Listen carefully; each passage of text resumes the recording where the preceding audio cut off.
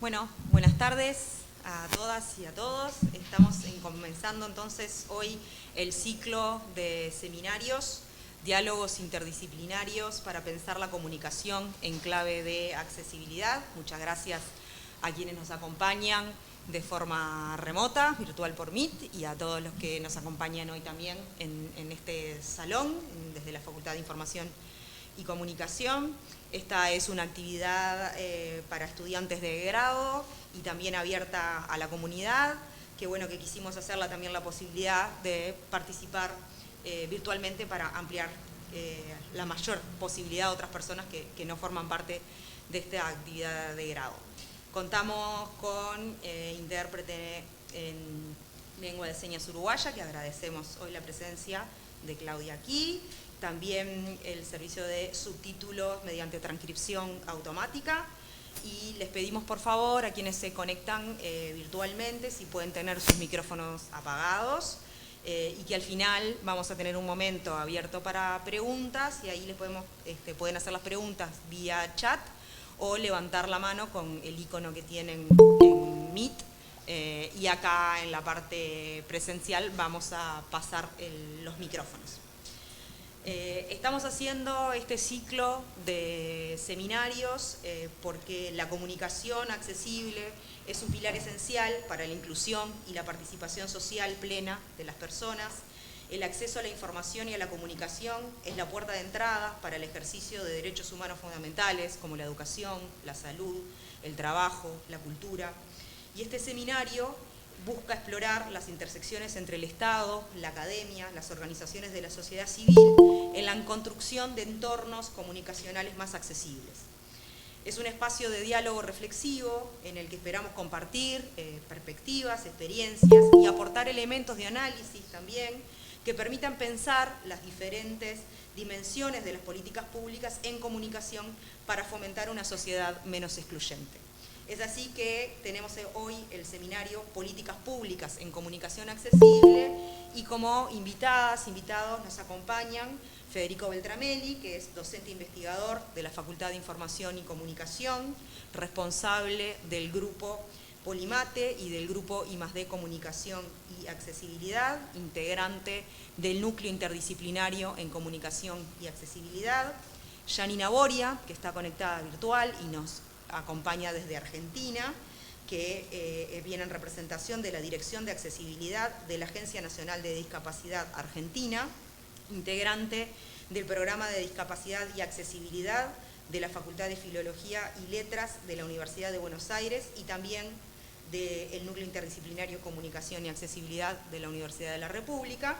Y también nos acompaña Noelia Baillo, que es ex vicepresidenta de la Unión Nacional de Ciegos del Uruguay, es responsable técnica de Cine Accesible Uruguay y militante por los derechos de las personas con discapacidad visual.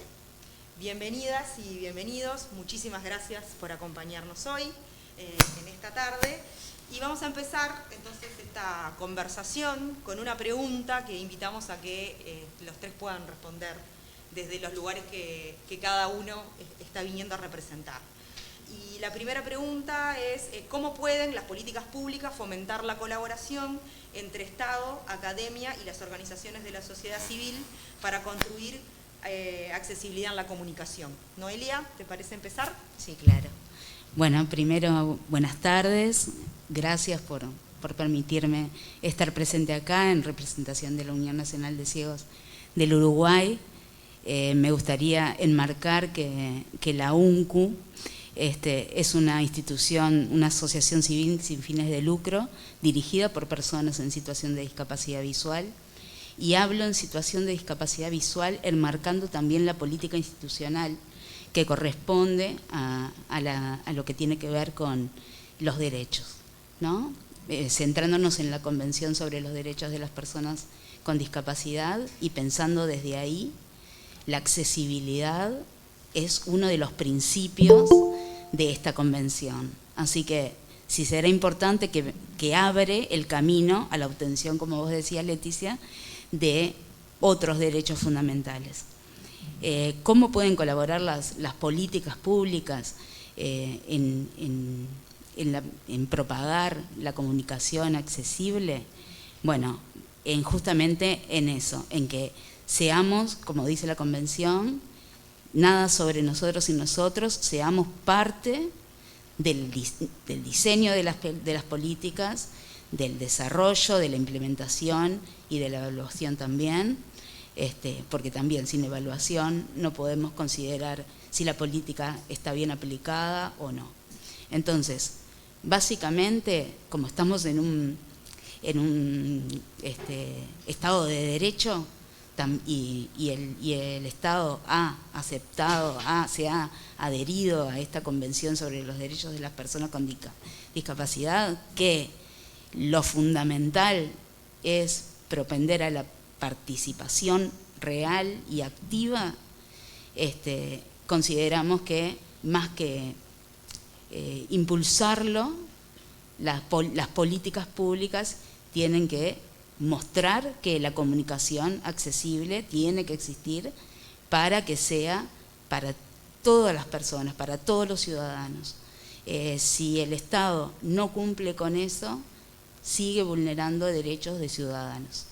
Entonces, consideramos nosotros que las políticas públicas tienen que estar con la presencia desde el arranque de las personas, en este caso, en situación de discapacidad.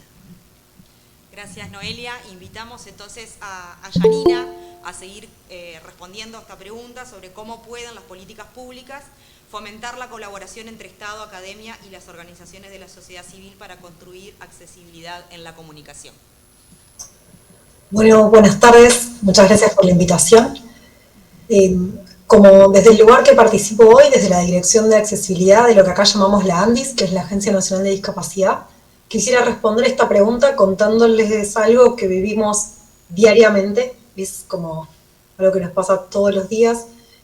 Voy a empezar por algo capaz negativo, pero es como la falta de conocimiento en general sobre qué implica la accesibilidad, ya sea cuál es el proceso que hay que realizar, cuáles son todas las partes que necesitamos que existan para que en última instancia haya efectivamente accesibilidad, y a la vez cuáles son las personas o los espacios que necesitamos que hayan, que existan para que se pueda producir accesibilidad. En general, desde el Estado, por lo menos en la situación argentina, es que lo que quizás investigamos en la universidad, las reflexiones, los diálogos que tenemos, todavía no son los diálogos que tenemos en el Estado, y eso es una pena, porque al Estado nos vendría súper bien conocerlos, y conocerlos no de manera académica. No sé si alguno de ustedes trabaja en el Estado va como a máxima velocidad, en algunas cosas es lento, pero en otras va todo muy veloz. Entonces, quizás los formatos en los que desde la universidad compartimos y pensamos, muchas veces no llegan o no son los formatos en los que el Estado aprende, entiende o comunica. Ahí quizás hay un corte, y sería muy interesante que pudiéramos estrechar estos lazos de manera más cercana. Además, como Estado también todavía el diálogo con la sociedad civil, con usuarias y usuarios, o si se quiere beneficiarios, según como lo entiendan, de estrategias de accesibilidad o de políticas públicas en accesibilidad, no son diálogos que siempre se den, y cuando se dan, no se dan en el momento en el que se tienen que dar. Para quienes estuvieron hace un ratito en la clase que participamos de políticas públicas, la idea era que para que esa política pública llegue necesita muchas veces estar en una temporalidad adecuada. Muchas veces consultamos y conversamos con, en este caso, personas con discapacidad, en un momento en el que la política pública ya arrancó, y eso que aprendemos del diálogo no lo podemos implementar, o lo que podemos tomar es muy poco. Entonces, desde nuestra tarea, nos parece muy importante que exista un espacio, un seminario como este, y además que sea desde el momento en la que las y los estudiantes estén trabajando el área de formación que sea, esté transversalizada la perspectiva de discapacidad y la perspectiva de accesibilidad, porque entendemos que es desde ahí en donde la política pública se va a poder llevar a cabo. Para cerrar como esta primera parte, me gustaría compartir con ustedes que desde la agencia se está trabajando en hacia, quizás lo podemos charlar un poco después, pero nosotros tratamos, en especial desde la dirección, de articular con distintos actores, ya sea con la formación o con personal especializado y con la sociedad civil.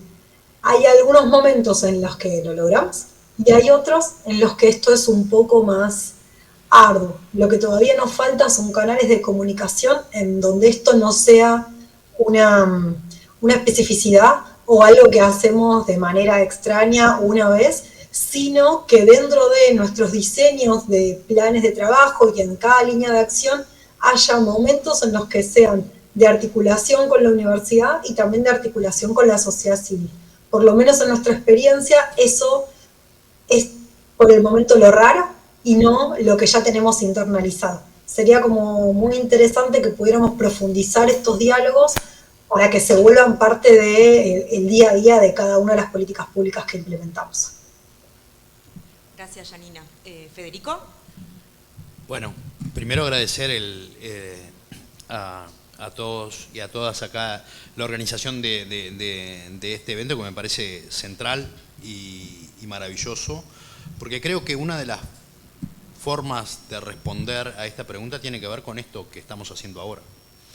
Como lo dijeron Noelia y Janina, ¿no?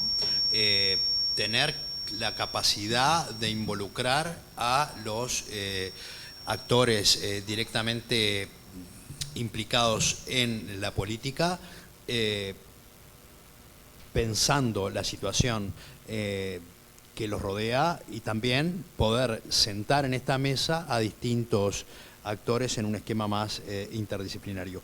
¿Cómo puede colaborar las políticas públicas y fomentar la colaboración del Estado y la academia y las organizaciones? Bueno, yo creo que tiene que ver con generar dispositivos que involucren en toda la fase que una política tiene, que podemos concebirla como un diagnóstico, como una toma de decisión y como ejecución y evaluación, a los directamente implicados. ¿Por qué? Porque primero que eso es lo que requiere, en la medida de que eso lo hace mucho más democrático, pero sobre todo lo que lo hace es más eficiente. Porque una política siempre tiene que ver con después asignar recursos para ejecutarla. Y seguramente si tenemos los involucrados en términos de beneficio y a veces también en términos de quienes van a ser impactados porque van a tener que modificar conductas, es bueno que estén sentados en la formulación de la política. Y es bueno también a veces en este tipo de políticas como las políticas de accesibilidad de que se comunique bien. Es decir, que no es una política sectorial aplicada solo a un grupo. No, no, no. Es una política que si bien tiene un público que quizás sea más beneficiario que otro, es una política general. Es decir, porque entre otras cosas una política que se oriente a establecer condiciones óptimas de accesibilidad tiene que ver también con un mejoramiento general de la sociedad en términos de reconocimiento de derechos. Entonces, a veces hay que comunicar bien también la política. ¿Cómo pueden las políticas públicas fomentar la colaboración? Bueno, yo siempre digo que cuando acá en Uruguay se dice la Universidad de la República concentra más del 80% de la investigación, le digo, es una pésima noticia. Porque yo quisiera que los distintos estratos económicos que están en actividad también inviertan en investigación. ¿No? Nosotros, digo, como universidad investigamos porque necesitamos generar conocimiento nuevo, tener una visión crítica, testear y después hacer esa devolución a los sectores involucrados, pero sobre todo también en la enseñanza de grado y posgrado. Pero los sectores productivos, los sectores de pujanza económica también deberían invertir. Es lo que pasa en los países desarrollados. Después sí viene toda una discusión respecto a las salvaguardas que tienen que tener las academias en relación a... Eso se puede tramitar bien. Entonces, creo yo que eso, cuando digo que es una mala noticia para el sector privado, es mucho peor para el sector público. Si tenemos institucionalidad que a veces no apela a las estructuras académicas o a las estructuras organizadas de la sociedad civil para la toma de decisiones y para la generación de política, eso es una doble mala noticia. Sobre todo porque hay una capacidad, o al menos hay una capacidad de incluir esto en la agenda. con todas las dificultades que tiene la academia acá en Uruguay. Entonces, yo diría, ¿cómo puede contribuir? Bueno, teniendo una sincera apertura a incluir, a colaborar, no porque eso sea bueno en sí mismo, sino porque es más eficiente, es decir, van a cortar tiempo y van a potenciar capacidades de ellos y de otros y van a generar una buena sinergia. Bien, muchas gracias, Federico. Y estamos hablando entonces de políticas públicas en comunicación accesible, pero ¿qué es una política pública en comunicación, entonces?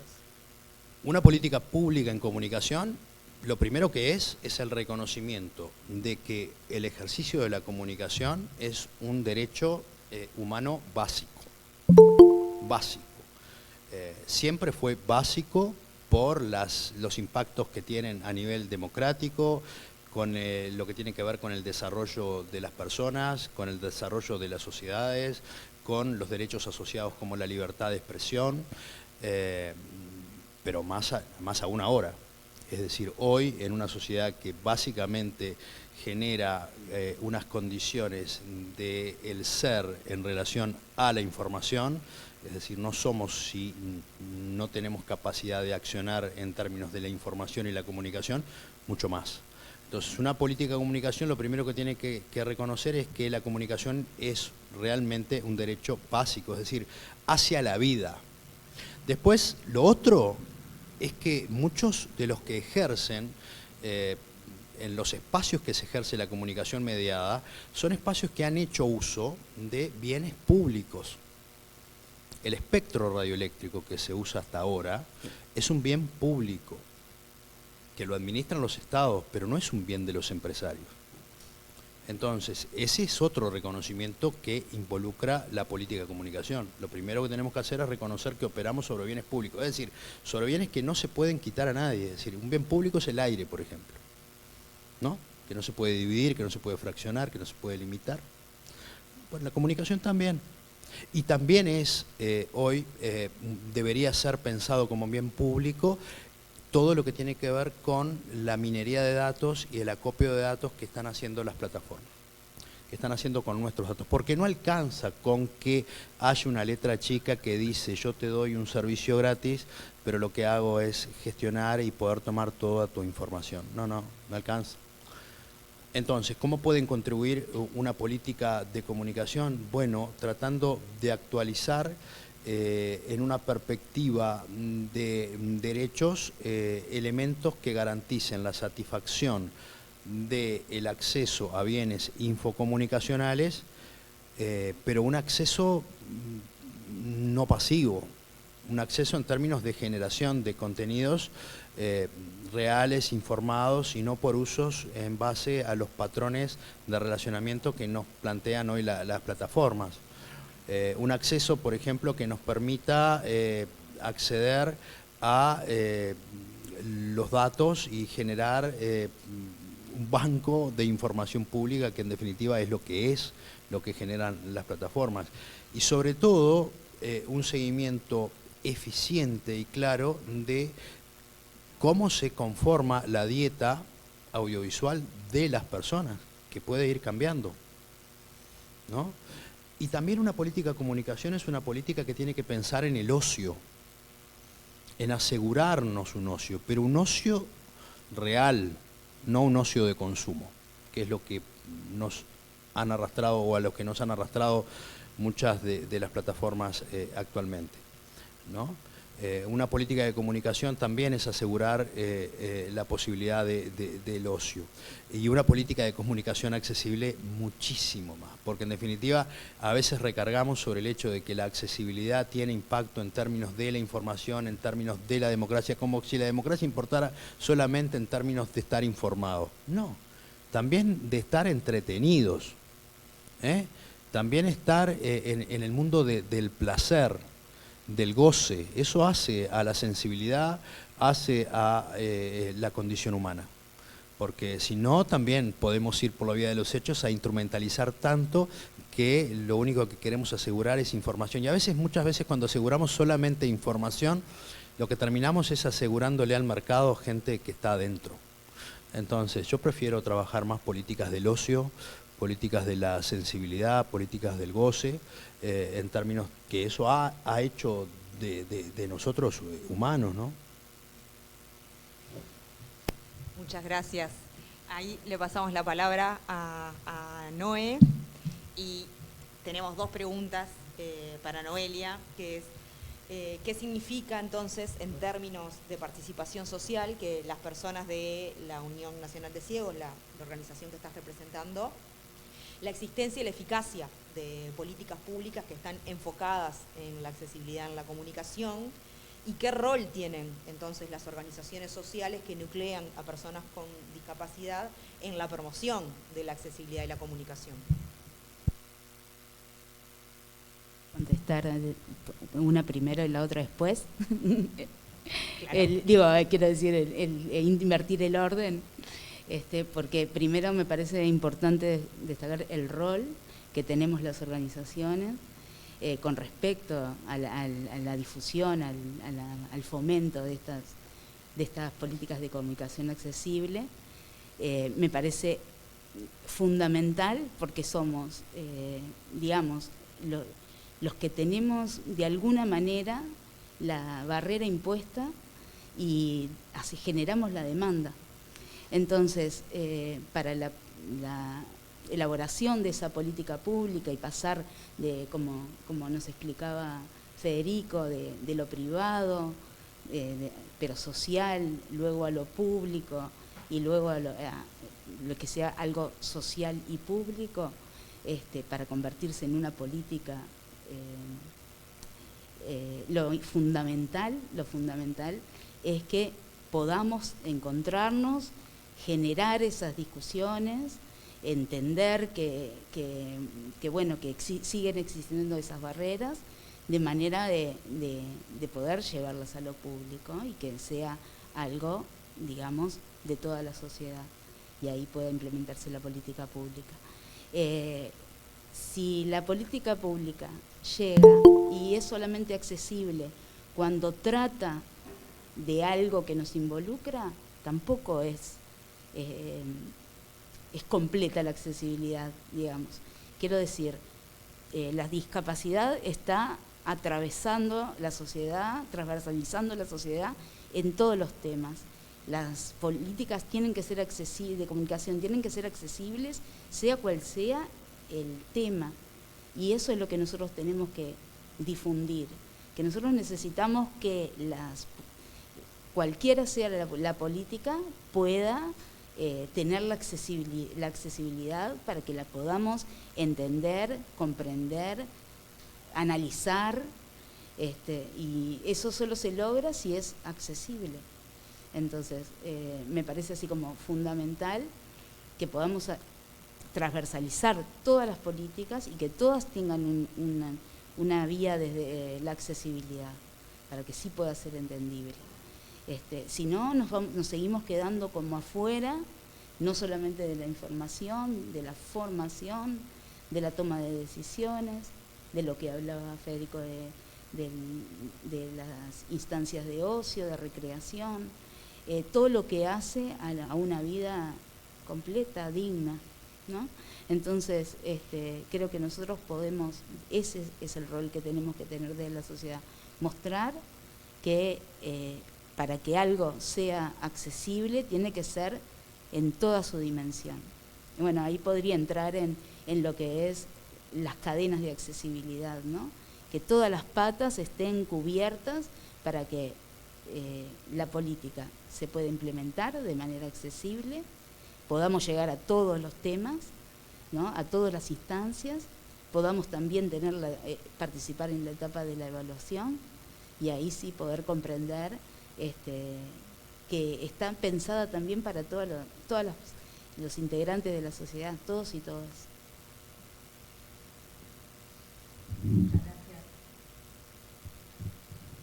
Muchas gracias, Noelia. Le preguntamos entonces a Janina, que dado que nos dio el pie, Noelia hablando de cadena de accesibilidad, y dado que entonces la accesibilidad se compone de un conjunto de elementos que son interdependientes, ¿cómo se coordina la colaboración entre diferentes actores gubernamentales para garantizar un enfoque integral. ¿Y podrías brindar algunos ejemplos que aporten en términos de desafíos y oportunidades de la colaboración intra e interinstitucional? Bueno, voy a tratar de responder esto. Si me voy, si se hace largo, me van como contando. La verdad que para nosotros fue un desafío como muy grande trabajar hacia adentro del propio Estado y hacia adentro de la propia agencia. Como dirección de accesibilidad, nosotros accesibilizamos la propia, si se quiere, nuestra propia labor dentro del organismo en el que estamos y acompañamos a que otros espacios del Estado también se vuelvan accesibles. Y acá tenemos como dos grandes grupos. Por un lado, producir accesibilidad, por un lado, producir accesibilidad para los propios, si se quiere, para los propios trabajadores del Estado, es decir, quienes están trabajando, imagínense, accesibilidad al entorno de las personas que laburamos en el Estado, que el espacio de trabajo sea accesible, que los mails que te llegan sean accesibles, que puedas tener una reunión con tus compañeros de trabajo.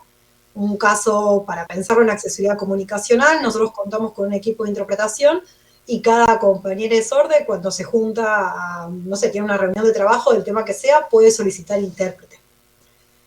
Para que se imaginen un caso. Entonces, por un lado estamos accesibilizando la vida diaria, si se quiere, de las y los trabajadores. Por otro lado, estamos produciendo accesibilidad hacia dentro del Estado. Y acá es pensar o acompañar en el diseño de las políticas públicas para que la propia política incorpore la perspectiva de accesibilidad y a la vez después que la política en sí misma sea accesible. Estos para nosotros son diferentes momentos a la hora de pensarlo y a la hora de implementar. Y aunque en todos los casos decimos accesibilidad, la verdad que es muy distinta la manera en la que trabajamos en cada caso. Por ejemplo, para contarles algo de actualidad, en el día de mañana, acá en Argentina, se está llevando una reunión, les voy a decir el nombre como formal, se llama Gabinete Nacional para la Transversalización de las Políticas en Discapacidad. Para nosotros esto es muy importante, es un decreto que salió hace un par de años, hace un año y medio, y en el día de mañana es la primera reunión en donde van a participar ministras, ministros y representantes, digamos, altos mandos de áreas gubernamentales, ya sea de los ministerios o de áreas descentralizadas, en este gabinete. A partir del día de mañana, este gabinete queda institucionalizado para que las políticas públicas tengan todas, si se quiere, perspectiva de discapacidad. Por hacer alguna analogía, podemos pensarlo como se empezó a transversalizar la perspectiva de género. No es lo mismo, pero sí quizás nos da una idea de qué estamos hablando. En nuestro caso, para que se imaginen el nivel de trabajo, nosotros al día de la fecha articulamos con más de, el año pasado articulamos con 170 organismos del Estado distintos. O sea, imagínense con, no sé, ministerios y distintas dependencias. Este año ya creo que va a ser un poquito más. Esto produce que cuando trabajamos con estos organismos, lo que tenemos que hacer en general es tratar de identificar cuál es la tarea que van a llevar a cabo. Acá estoy viendo que está conectada una compañera al programa de discapacidad acá de Filo, Marina, así que me alegra que está acá. Algo que yo aprendí en el programa es la idea de que nosotros no necesitamos a alguien que se dedique específicamente a la accesibilidad, no necesitamos un accesibilizólogo que esté en un área del Estado, en una oficina, que solamente haga eso. Sino lo que estamos pensando es cómo producir una política pública accesible. Para eso no hay una persona en particular, sino hay equipos de trabajo que tienen que poder empezar a pensar sus propias tareas, digamos, en clave de accesibilidad. Entonces, lo que hacemos es, por ejemplo, nos reunimos con, voy a contarlo con un ejemplo que quizás va a ser más claro. Ahora en Argentina estamos con elecciones, entonces estamos llevando adelante la Acción Nacional por el Voto Accesible. La Acción Nacional la realizamos en conjunto con la Cámara Nacional Electoral, que es la justicia, y a la vez con la Dirección Nacional Electoral, que justamente es el área del Estado, del Ejecutivo, que se encarga de todo lo que es la parte electoral de capacitaciones, formación de autoridad de mesa, articulación con partidos políticos y demás. Entonces, para nosotros pensar nuestro objetivo, si empezamos de atrás para adelante, es el objetivo último es que las personas con discapacidad, el día que vayan a votar, lo hagan en condiciones de igualdad, que puedan ejercer su derecho y su deber al voto. Ahora, si nosotros decimos, bueno, queremos lograr eso, ¿cómo hacemos? Por un lado tenemos que trabajar con la justicia. Por ejemplo, la agencia produjo las boletas en braille para las personas ciegas en situación de encierro. Esto, bueno, fue como todo un procedimiento. Y lo interesante de este caso es que lo hicimos en articulación con una organización de la sociedad civil, que es la Biblioteca Argentina para Ciegos, acá la conocemos como la BAC. Fue un trabajo como muy interesante porque esto es casi un dato de color de Argentina, no sé si saben que está intenso el momento. Pasaron las PASO, que es el primer momento electoral, y en este primer momento, que sería como, bueno, son las PASO. Y teníamos muchos candidatos dentro de los propios partidos que competían entre sí para llegar a las generales. Eso hace que las boletas tengan muchos candidatos. Había ciudades en las que las boletas eran más grandes que que una cartulina. No sé, imagínense que son 2, 3 hojas A3, no sé, eran muy grandes. Y no tenemos máquinas braille, en Argentina por lo menos, que impriman ese tamaño de plantilla. ¿Por qué les cuento todo esto, además del dato de color? Porque me parece interesante cómo se va viendo la articulación de hay personas en situación de encierro con derecho al ejercicio del voto, obviamente. Queremos hacer, el Estado tiene la voluntad de hacer eso accesible. La Cámara Nacional Electoral en este caso dijo, sí, queremos hacerlo accesible, pero no sabríamos cómo. O no sabemos bien cómo implementarlo. La agencia brinda, si se quiere, ese saber de cómo implementarlo, propone la articulación en este caso con una organización que tiene el saber que se dedica a eso. Ahora, me parece importante. ¿Se escucha una interferencia cuando hablo? Yo tengo a veces interferencia de la cámara. ¿Ahí está? Bueno. Un poquito, Yani, pero se escucha bien. Entonces, ¿qué es lo importante en este caso? Que la agencia, o sea, esto no es que nos llega cualquier pedido y nosotros lo podemos resolver. En la Dirección de Accesibilidad tenemos áreas de trabajo, si se quiere, por dimensión de la accesibilidad. Es decir, hay profesionales que saben de X tema. Esto lo llevó adelante y lo que yo les estoy contando no es mi área de expertise, pero hay una compañera que es especialista en braille y bibliotecas accesibles. Ella es la que articula, en este caso, con la Biblioteca Argentina para Ciegos y la que fue y tuvo 1 millón de reuniones en la Cámara Nacional Electoral para entender cómo era el proceso. Y parte de lo que decía antes la compañera en relación a la cadena de accesibilidad, tuvimos que pensar incluso cómo hacer que estas boletas lleguen sanas y salvas a las instituciones y no las aplasten por el camino. Entonces, todo este procedimiento es lo que hacemos con cada uno de los casos. ¿Por qué? Ustedes no se estarán preguntando, pero quizás se están preguntando por qué un área del Ejecutivo está trabajando en justicia, en cuestiones electorales que tienen que ver con la justicia. Y acá me parece que toca un poco la pregunta anterior que tiene que ver con la sociedad civil. La Agencia Nacional de Discapacidad, por lo menos en Argentina, es el organismo que se reconoce como si tengo algo en relación a discapacidad, voy y reclamo ahí. Entonces, lo que nosotros venimos viendo en los años pasados de gestión es que teníamos muchísimos reclamos en materia de accesibilidad electoral que llegaban por vías que no eran oficiales. Entonces, desde la dirección propusimos toda una política pública que implica muchas vías de comunicación con la sociedad civil, en la que la sociedad civil se comunica con nosotros, nos comenta cuáles son sus barreras, si se quiere, a la hora de votar, a la hora de informarse sobre una campaña, a la hora de buscarse en el padrón. Piensen todos los momentos que estamos nombrando. Y nosotros somos, si se quiere, un puente en donde traducimos cuál es el pedido de las personas con discapacidad a las distintas áreas del Estado. Me parecía que este era un buen caso que mostraba las distintas como acciones. No sé, Leti, ¿cómo vamos? ¿Puedo mostrar algunos ejemplos? ¿Puedo cerrar acá? ¿Puedo contar unos ejemplos de accesibilidad comunicacional? Estamos bien de tiempo, podés mostrar los ejemplos. Muy bien. Bueno, entonces voy a compartir algunos ejemplos. Aprovecho para contarles también, para valorar el laburo. Hay una compañera acá de la agencia también, que es Maive, que está fan del NICA, que se pudo sumar. Digo porque con ella hicimos muchas acciones de accesibilidad. A ver, esto es, si quieren, después les dejé a Leticia los links, lo pueden tener. y acceder a cualquiera de estos espacios. Esto es una página oficial del gobierno. En Argentina, por lo menos, todas las páginas del Estado están en Argentina Gobar, así que lo que tenemos está enmarcado en eso. Si nosotros dentro, para pensar las cuestiones de accesibilidad y qué es lo que intentamos hacer, previo a las elecciones, la propuesta fue accesibilizar distintos materiales que áreas del Estado habían producido. Por ejemplo, la Dirección Nacional Electoral o la propia Cámara, o incluso, como ven acá, la campaña por el derecho al voto de las personas que se encuentran en establecimientos de salud mental y o de discapacidad. Entonces, para pensarlo como política pública, empezamos, cada vez que hablo es como que sumo organismos, pero es para mostrar cómo todo esto se articula. Entonces, nosotros accesibilizamos esos materiales. Algo interesante, que fue una discusión que nos llevó mucho tiempo, es que cuando teníamos las reuniones nos decían, bueno, accesibilicen este material, el material que entendía la ciudadanía como votante. Y nosotros decíamos, no, pero nos faltan accesibilizar los materiales para los fiscales, los materiales para autoridad de mesa, un montón de otros materiales. Y nos decían, ¿para qué? Y aunque no lo crean, tuvimos que dar muchas charlas hablando de los derechos políticos de las personas con discapacidad, que implican la participación política plena en cualquiera de estos lugares.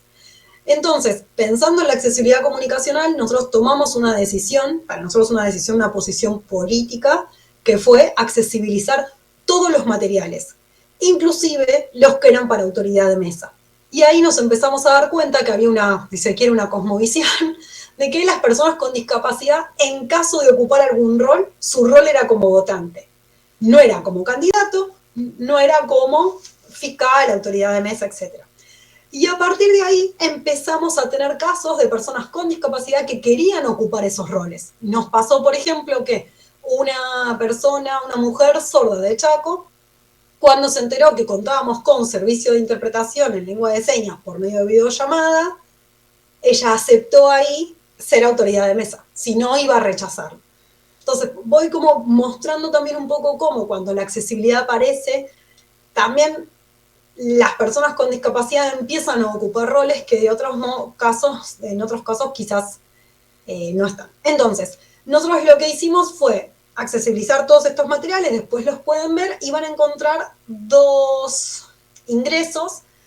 Un ingreso por tipo de material y otro ingreso en la web por la estrategia de accesibilidad en la que ese material fue realizado. Por ejemplo, estoy mostrando ahora las que tienen que ver con la lectura fácil. Estamos viendo 4 documentos. Uno dice recomendaciones sobre la accesibilidad electoral. Todos dicen en lectura fácil. Guía resumen para autoridad de mesa, guía para el voto inclusivo y medidas de accesibilidad electoral en lectura fácil.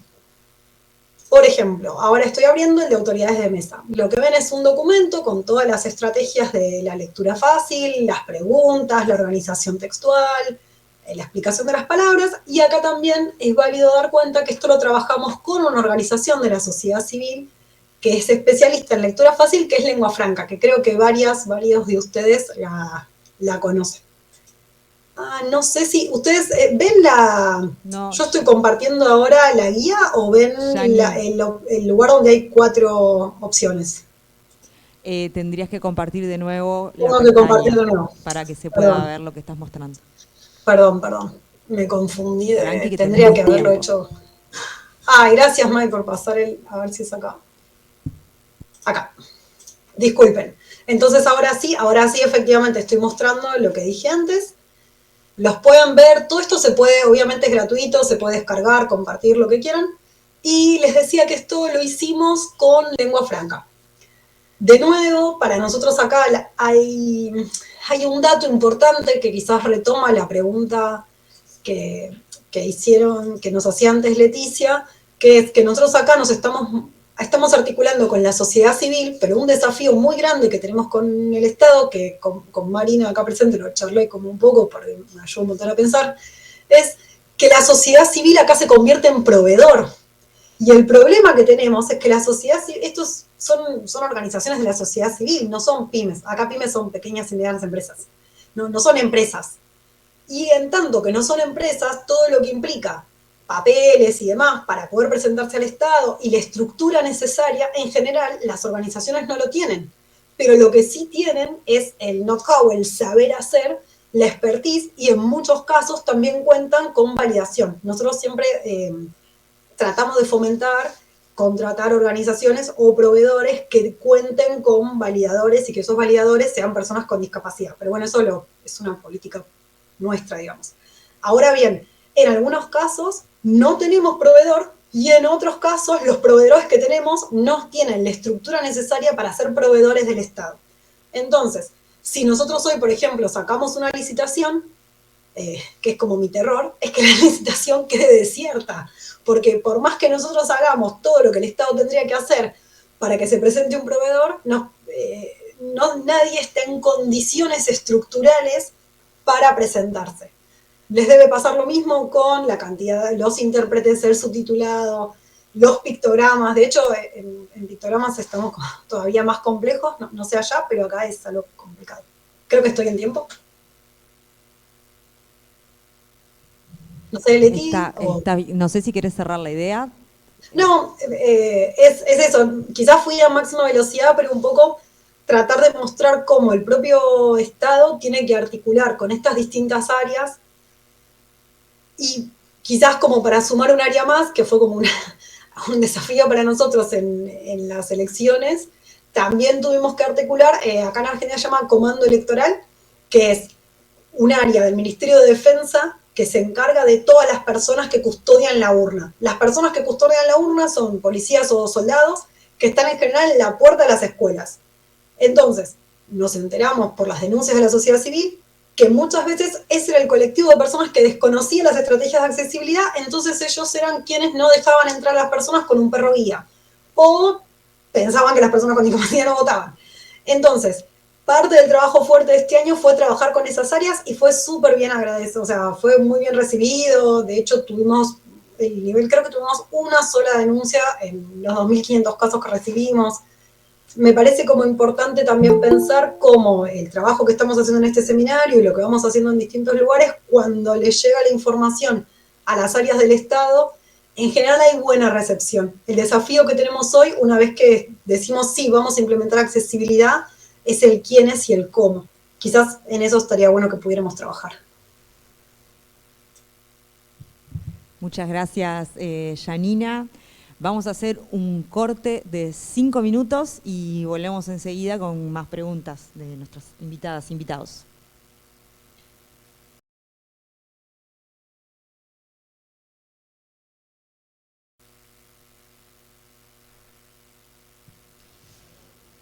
Bueno, estamos de vuelta. Retomamos la conversación que estábamos con Federico, Noelia y Janina, pensando en torno a las políticas públicas y la comunicación accesible. Y ahora le volvemos a preguntar a Federico cómo puede contribuir entonces la academia de manera significativa en el diseño y evaluación de políticas públicas relacionadas con la accesibilidad en la comunicación.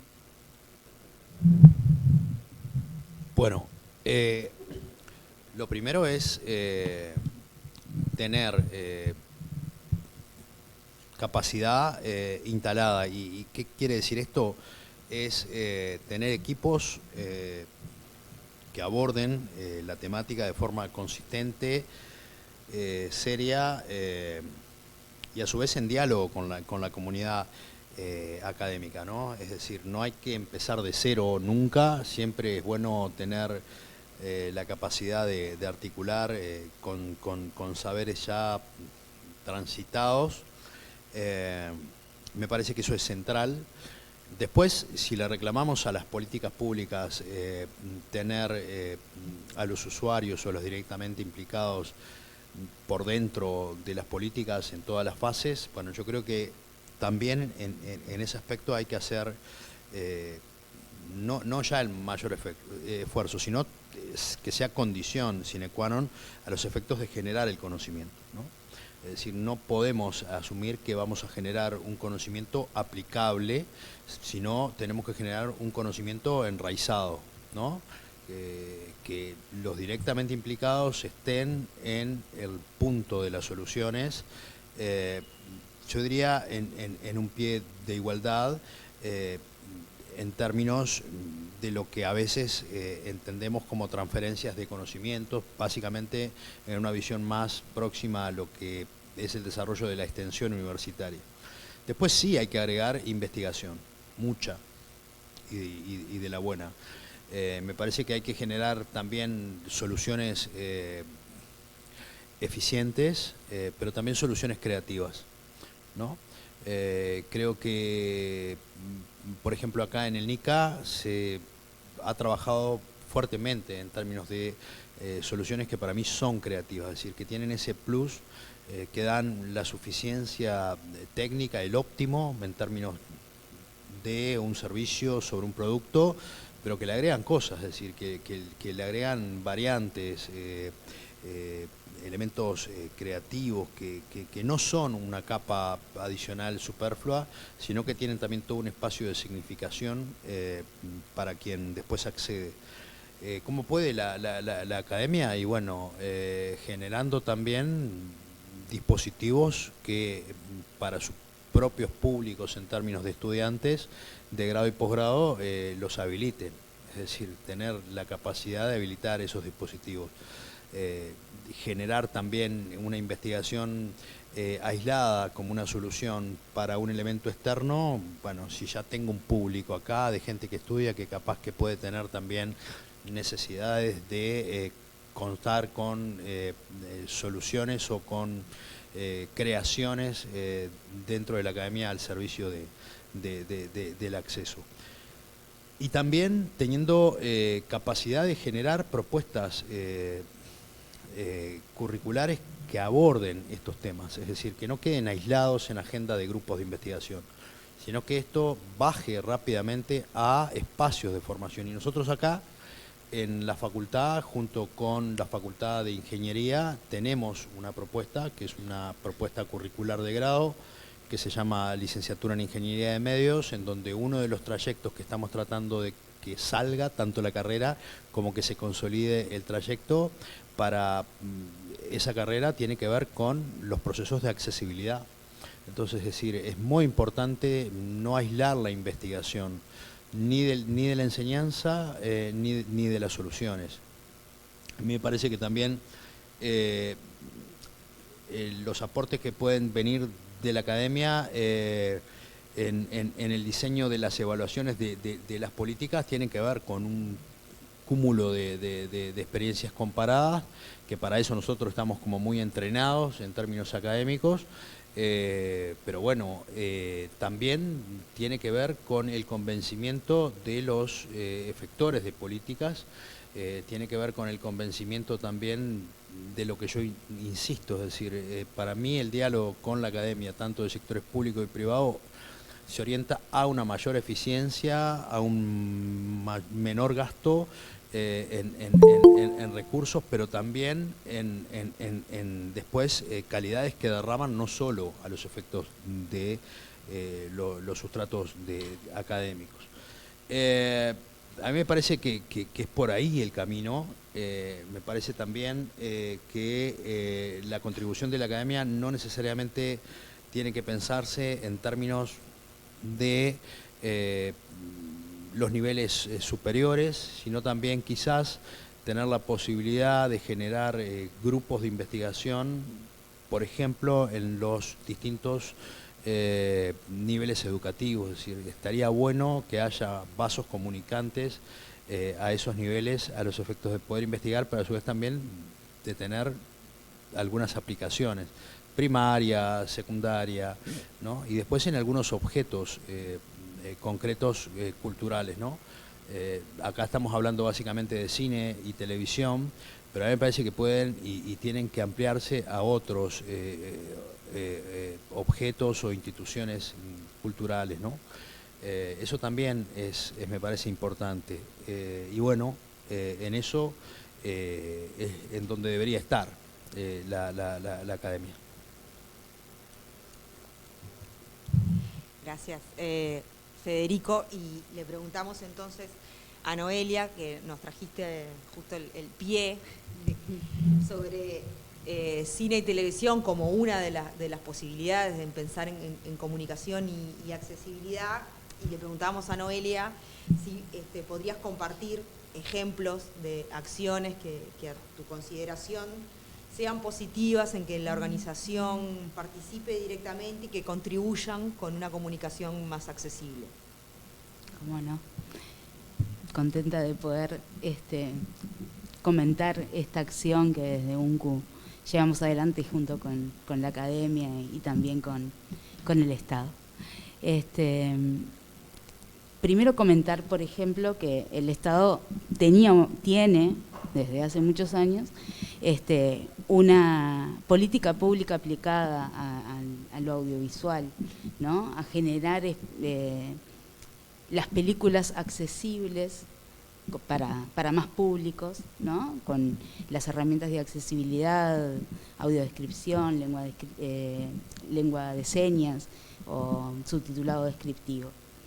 Pero justamente no había una participación activa de varios actores que permitieran que esa política llegara, por ejemplo, a los destinatarios. Estaban tanto a nivel de Estado, en lo que era el Instituto Nacional del Cine y el Audiovisual, ahora la agencia, y a nivel de gobierno municipal, en las intendencias, había instancias para generar películas accesibles. Pero esas películas muchas veces no llegaban a los públicos. Entonces, la acción de UNCU junto con otros coorganizadores, uno de ellos la Universidad de la República a través de la FIC, la Universidad Católica y una productora, Monarca Films, llevamos adelante hace ya 7 años Cine Accesible Uruguay.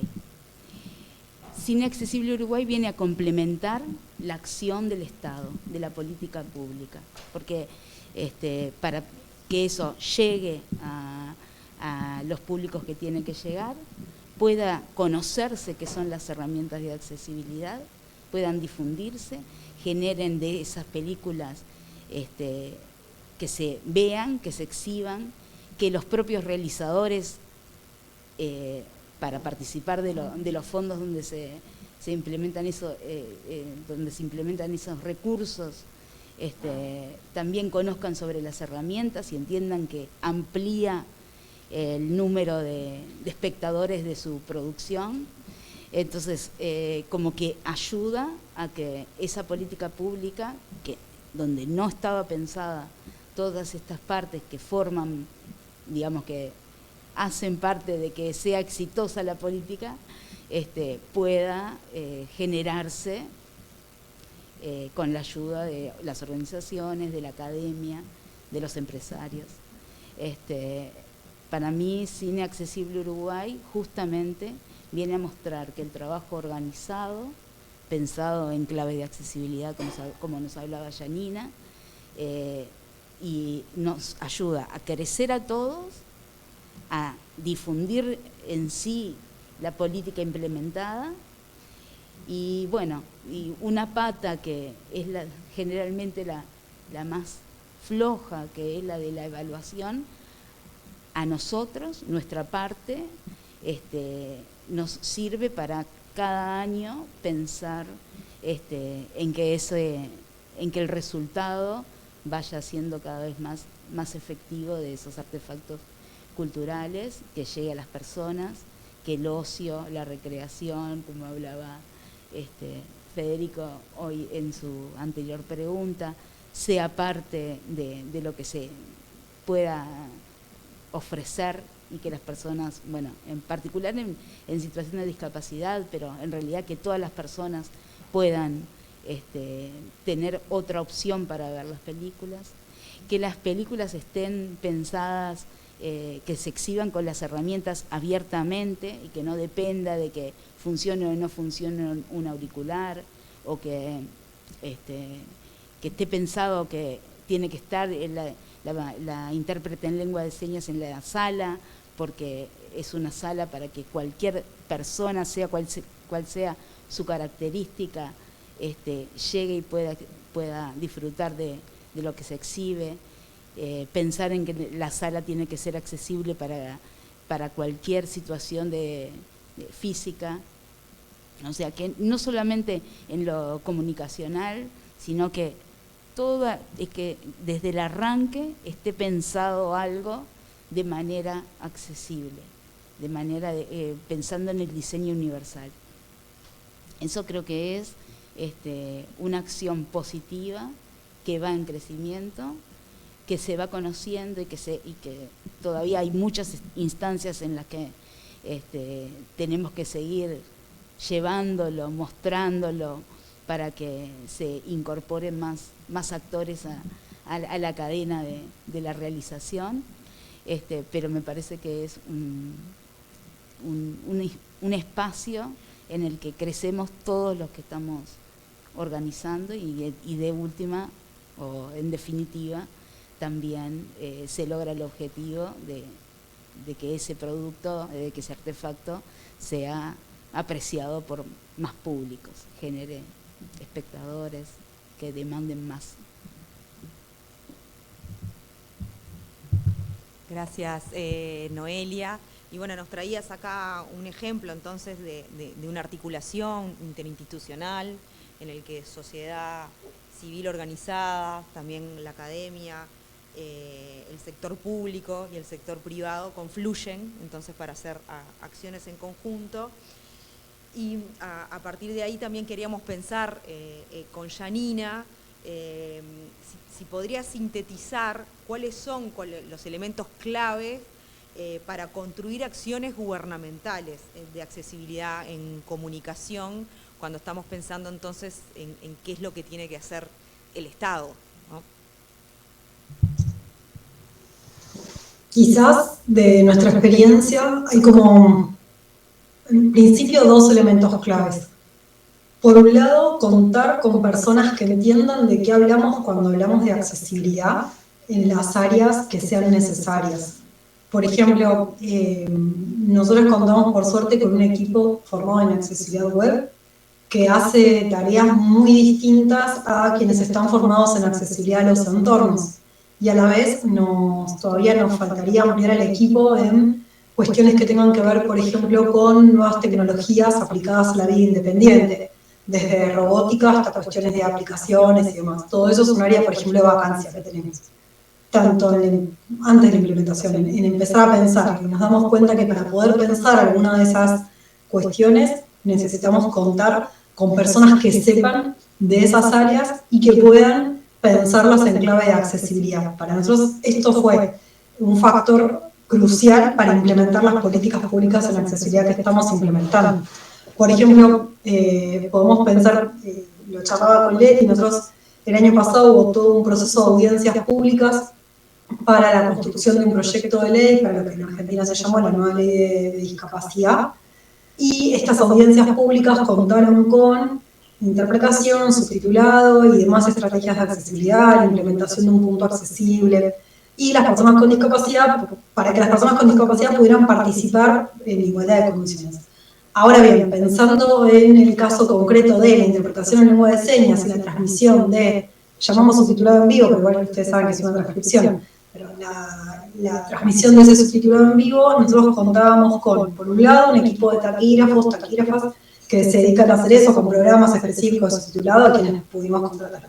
Además, tenemos personas dentro del propio equipo de la agencia que entendían qué implicaba subtitular, que entendían qué implicaba un equipo de interpretación para toda una audiencia pública, que era un equipo muy grande, formado por personas locales, personas que viajaban desde acá, desde Ciudad de Buenos Aires. Todo eso creo que solo se pudo llevar a cabo en tanto que había personas que sabían, en este caso, accesibilidad audiovisual. Si no, es como que el Estado sabe que tiene una necesidad, pero no puede poner en palabras o explicar qué es lo que necesita. No tiene los proveedores quizás tienen un servicio, pero nunca trabajaron articuladamente con esos otros actores. Entonces, para resumir, lo que nosotros necesitamos es tener en claro qué queremos hacer, pero también contar con personas, con profesionales que conozcan de la temática para poder implementarlo. Eso sería como uno de los puntos. Esperen que tengo acá mis notas, si no quiero no borrarlas. Y otro de los puntos es que cuando implementamos accesibilidad adentro, por ejemplo, del Estado, con otras áreas del propio Estado, muchas veces nosotras nos enojamos cuando nos tratan como un delivery. De golpe nos llega un mail, ahí como mucho un mail, sino un pedido todavía más informal, que dice, necesita accesibilizarme esto. En general es un poquito más formal, pero el resumen es, accesibilizarme esto. Y más allá de que no es lo mismo accesibilizar una plaza que un documental, más allá de eso, para poder implementar accesibilidad de manera situada, nosotros necesitamos unas cuantas reuniones para poder contar con la información de qué es esa política pública, cómo se va a implementar, quiénes la van a recibir, de qué manera. Nuestras preguntas son como bastante básicas: quiénes son, cómo se hace, dónde se muestra, dónde se implementa, se transmite, no se transmite. Entonces, habíamos intentado primero con un mail, no funcionó, un formulario no funcionó, y lo que más nos viene funcionando son reuniones reales, después de la pandemia, cara a cara, en donde en esa reunión, disimuladamente, contamos qué implica implementar accesibilidad, como decía Noelia, qué implica esta cadena, y a partir de ahí nosotros también empezar a entender de qué va esa política pública. Los mejores procesos que pudimos implementar es cuando la contraparte, el espacio que nos convoca, también se involucra en comprender qué implica accesibilizar. Entonces, el primer factor que les decía tiene que ver con empezar a contar con personas especializadas en una tarea, ya sea, no sé, diseño, informática, lo que sea, y accesibilidad, o con perspectiva de accesibilidad. Y la segunda es poder articular desde cero con las áreas del Estado que sean, en donde podamos hacer un buen diagnóstico de cuál es la situación, cuáles son las estrategias de accesibilidad que vamos a implementar, también para optimizar recursos, porque cuando esto no está en claro, como decía, como se mencionaba antes en la clase, como decía Federico, después lo que se implementa no es útil y se gasta un montón de plata. Entonces, creo que estos son como los dos puntos que nosotros vemos como esenciales para poder implementar. Y obviamente contar con el diálogo continuo con la sociedad civil también para que, y con la sociedad civil y en nuestro caso sería con la ciudadanía en general, para entender dónde se va a implementar esa política pública y que efectivamente las estrategias de accesibilidad que estamos proponiendo sean las que van a ser útiles en ese contexto para ese colectivo.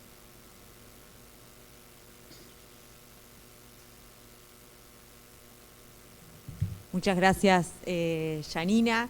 Ya nos vamos yendo hacia el cierre y le hacemos una última pregunta a Federico sobre cuál es el rol entonces que tiene la educación superior, ¿no? Hoy estamos en la Universidad de la República, en la promoción de la accesibilidad en la comunicación. Bueno, yo creo que el rol es clave, ¿no? Yo no tengo datos acá, pero seguramente si tuviéramos datos de deserción, de personas con problemas o de acceso con discapacidad a la formación terciaria, debe ser abrumador. Y esos datos nos tienen que hacer pensar, porque si nosotros decimos que es mucho mejor tener dentro de las soluciones a los directamente implicados, bueno, lo estamos dejando absolutamente afuera, no de los problemas de accesibilidad, afuera de las soluciones en los distintos campos que la universidad o que las universidades forman. Sería muy importante que esa barrera fuera mucho más permeable, que la gente pasase y que después se ejerciera en los distintos campos, habiendo tenido la posibilidad de acceder. Y eso parece una cuestión como de máxima, parece una cuestión como muy linda de decir, casi hasta uno se siente un poco incómodo porque parece como demagógico decirlo, pero es clave. Es decir, tiene que ver con hacer llegar a ciertos sectores a determinados lugares para que después tengan mayor poder en términos del concierto social. Es así. Necesitamos médicos, arquitectos, lo que sea, que hayan podido pasar y formarse a nivel terciario. Yo no conozco eficientemente lo que tiene que ver con la enseñanza primaria y secundaria, seguramente ese campo esté un poquito más trabajado. Ahora, a nivel terciario sí tenemos problemas porque hay que ver las estadísticas cuánto llegan, hay que empujar. Entonces, ¿qué es lo que tiene que hacer la universidad superior, la educación superior? Y cuando hablo de la educación superior, hablo de lo público y lo privado, porque si lo público y lo privado están habilitados para ejercer la educación superior, bueno, esto vale para las dos partes, porque es parte de la oferta educativa que tenemos y todo el mundo tiene derecho a elegir. Primero, investigar, eso ya lo hablamos, pero después formar en lo que sea, es decir, tener la posibilidad de que la gente que elija una carrera y que tiene un problema de discapacidad o una situación de discapacidad, que pueda cursar, es fundamental. Eso es el fin último de una universidad, es decir, que todo el mundo que quiera pueda llegar y culminar su carrera. Eso tiene que ver con un ascenso social real. Eso tiene que ver después con tener impactos en términos de cambios profundos en la sociedad. Eso lo vemos, por ejemplo, cuando analizamos el caso de Brasil y los cambios que se dieron asegurándole para las universidades federales un cupo a los que venían por el tronco del sistema público, a los afro, a los indios. Y eso tiene que ver con ¿qué? Con hacer llegar gente que no estaba llegando. Bueno, acá creo que también hay que reconocer que hay que ir hacia ese lugar. Y después también la educación superior tiene que formar en estos aspectos. Es decir, necesitamos gente que después trabaje para dar esas soluciones para que los otros puedan estudiar. Necesitamos eso. Y eso es muy interdisciplinario, ¿no? Es decir, tiene una pata en cada lado, en la parte social, en la parte psicológica, en la parte lo que sea, pero también en la parte tecnológica. La parte tecnológica tiene que dialogar mucho con esta otra parte. Porque acá tenemos un contenido, por ejemplo, de comportamiento más de lo lingüístico, de la imagen, bueno, que hay que reconocer. Es decir, a veces no son soluciones solamente óptimas en lo tecnológico, sino que hay que trabajar en paradigma integrado. La educación terciaria tiene que ser un interlocutor válido con los tomadores de decisiones. Sí, tiene que ser reconocida como un interlocutor válido. Para eso también tiene que manifestarse en términos de estas cosas que se están haciendo, los grupos de investigación que se están haciendo, para que quienes toman las decisiones o quienes ocupan organismos sepan que hay capacidades instaladas o que se están gestando capacidades y sobre todo que esas capacidades muchas veces están apelando a las redes académicas, como es el caso del NICA, por ejemplo, en el caso de convocar a Yanina y toda la experiencia que tiene. Entonces, es decir, eso... el tema de generar redes, la academia lo tiene muy aceitado. Y bueno, hagan uso de eso. Porque digo, no se hace de la noche a la mañana. Es decir, eso es parte del entrenamiento que también tenemos cuando trabajamos en las universidades. Y es parte del paradigma colaborativo que tenemos porque así se forma el conocimiento. Hagan uso. Sepan, y nosotros también sepamos posicionarnos como interlocutores válidos. Y yo creo que hay que concebir a la educación terciaria como un saber que soluciona cosas. Eso es importante, no tanto para nosotros, que a veces tenemos discusiones muy finas, los que estamos dentro de la universidad, pero sí para la sociedad. Yo creo que una de las cosas, por ejemplo, cuando yo era chico, venía y me atendían en clínica porque en Salto, donde yo vivía, no había capacidad para hacerme los análisis y el diagnóstico que sí tenía el clínica, es decir, que eso que queda marcado, sobre todo para amplios sectores sociales, que hay un lugar que es de la universidad, que trabajan los mejores médicos porque son de la universidad, y es un saber que soluciona. Y también ahora la pandemia quedó demostrado, en donde la investigación, que a veces no tenía una aplicación directa, pudo ser aplicado en un momento crítico, un saber que soluciona. Yo sé que esto, si lo dejamos solo en eso, es complicado, pero sí, la sociedad a veces reclama que el saber solucione, que el saber ayude a las urgencias que tenemos. Y después la educación terciaria tiene que asumir el paradigma de diálogos de saberes, sobre todo cuando nos relacionamos con la sociedad civil. Yo creo que ahí es un paradigma que tenemos que saber, es decir, hay una relación que es una relación que tiene que ser igualitaria, mucho más en estos temas que vienen siendo sumamente postergados en términos de aplicación de políticas públicas, de inclusión, de formación dentro de los niveles terciarios, y que hay una sociedad civil que viene bregando no solo por derechos, sino que también viene acumulando saberes. en sí mismo, es decir, no solamente reclaman derechos, acumulan saberes, saben cómo hacer, es decir, lo saben porque lo han acumulado. Entonces digo, incorporar ese paradigma de forma seria, eficiente y sobre todo aprovechando lo que ya viene siendo acumulado en distintas partes.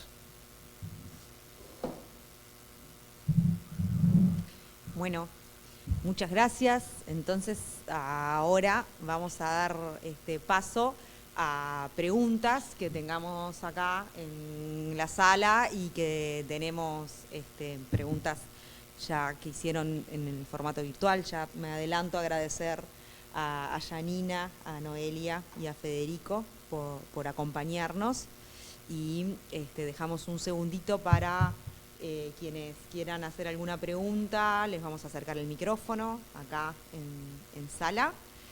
Tenemos algunas preguntas que ya llegaron virtuales y que se las vamos a hacer a nuestras invitadas, invitados.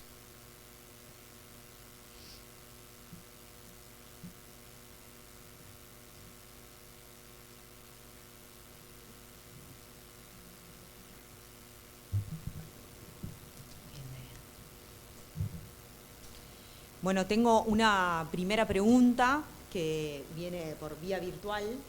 Voy a intentar ordenarlas.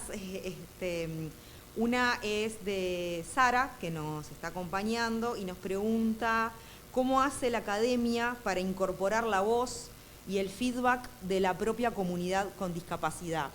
Y a mí me parece que es una buena pregunta para que responda Noelia, porque hemos tenido trabajo acumulado entre el Núcleo Interdisciplinario, Comunicación y Accesibilidad y la Unión Nacional de Ciegos, entre otras organizaciones de la sociedad civil, pero quizá que podés ser vos, que podés contar qué acciones hacemos en conjunto. Perfecto. Bueno, claro que sí. Gracias, Sara, por la pregunta. Bueno, nosotros venimos trabajando con NICA hace varios años. En una primera instancia era validándolos dentro de los EFIs que se generaban de comunicación y accesibilidad, los espacios de formación integral, validando los artefactos culturales donde se le introducía las herramientas de accesibilidad. Luego hubo como una segunda instancia en la que en los propios espacios de formación de grado participan integrantes de nuestras organizaciones, compañeros con discapacidad, que son estudiantes de estos espacios de formación de grado. Ahí es como que se interrelaciona totalmente la academia con lo que son las organizaciones, porque estamos como en el hacer juntos, intercambiando esto que también traía en su última respuesta Federico, que es la experticia de lo vivencial, ¿no? Y poniéndolo al servicio de la investigación, al servicio del desarrollo del conocimiento. Creo que en este caso de NICA nosotros tenemos una experiencia que nos ha hecho, no sé, crecer, porque van todo el tiempo, a nosotros mismos, hasta para la generación de nuevas demandas, no sé, porque como también nos abre la cabeza, ¿no? Quiero decir que más allá de que nosotros venimos con el bagaje de lo vivido y del intentar derribar esas barreras para tener la equidad, digamos, el intercambio con la academia nos hace abrir nuestra mirada. Entonces me parece una experiencia sumamente enriquecedora.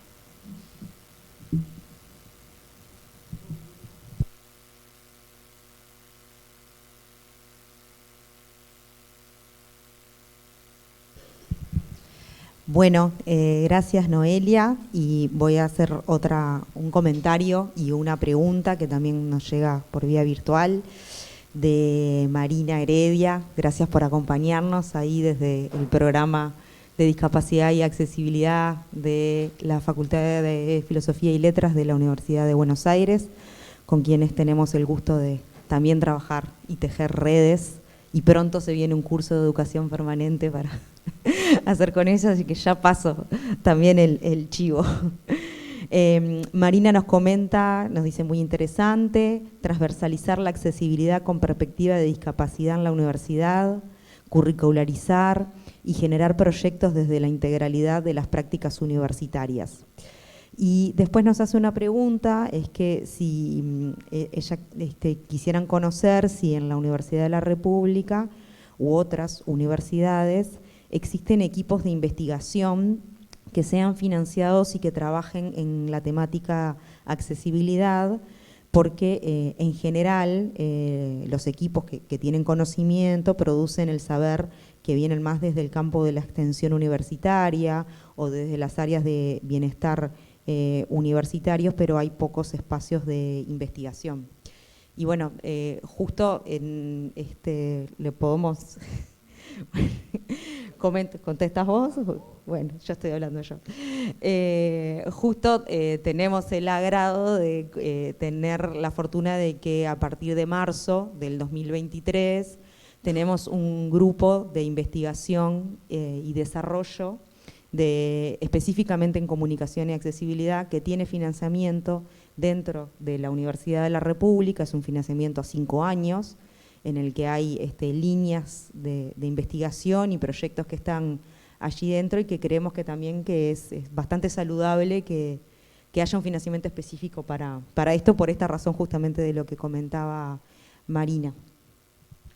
Capaz que complementando, digo, es un fondo que es un fondo concursable, ¿no? Eso también es importante, es decir, esto y lo concursable siempre tiene que ver con, ¿no?, con un doble ciego de evaluación, con un ranking después de comparativo con otros proyectos que se presentaron en distintas temáticas, y bueno, eso también es importante, ¿no? Es decir, que yo creo que acá la barra está contenta porque, digo, eso también importa, es decir, uno también compite, entonces eso es importante que también se sepa.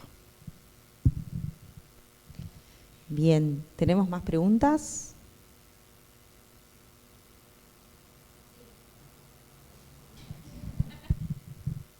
Te alcanzan el micrófono. Nombre y colegio. ¿Qué? Soy Colomba, estudio comunicación social y estoy cursando actualmente un curso de accesibilidad. Y un poco lo que me quedó de la primera parte de Federico fue esto de cuál es la connotación que nos queda a nosotros como comunicadores, por ejemplo, el hecho de políticas públicas con respecto a accesibilidad, porque vos mencionaste que afecta de una manera positiva a quienes están involucrados quizás desde la discapacidad, ¿no? Y que tiene como una connotación negativa a quienes impacta para tener que hacer un cambio con respecto a esta nueva política pública.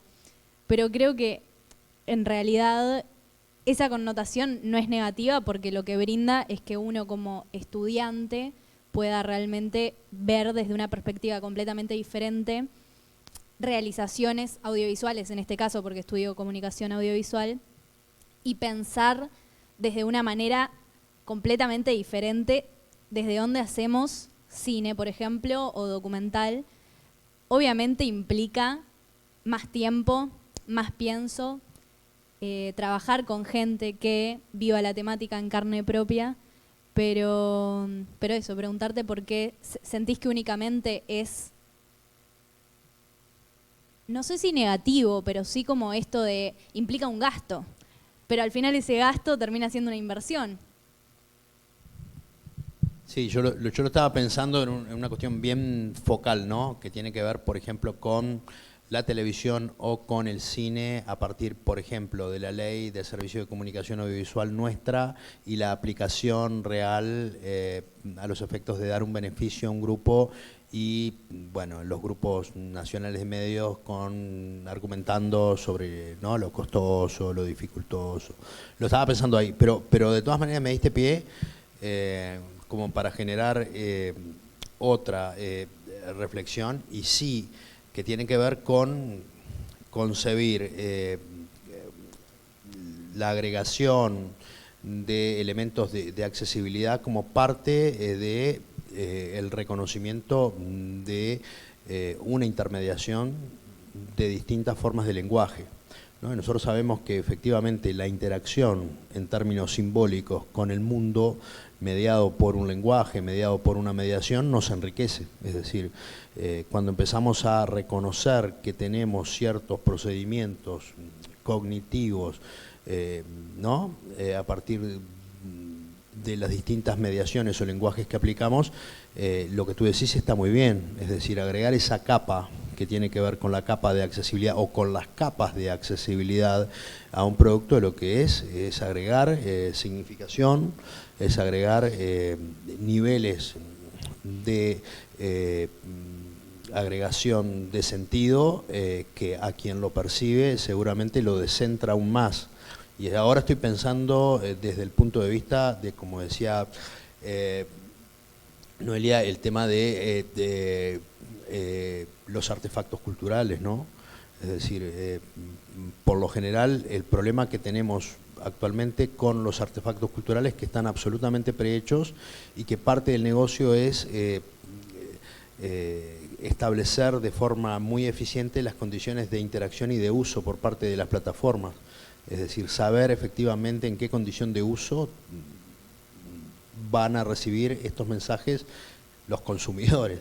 Entonces, es decir, es cada vez más difícil descentrarse o salirse de esa condición. Quizás el tema de accesibilidad nos permita un mayor descentramiento y sobre todo nos permita saber que las cosas se puede acceder de distintas formas.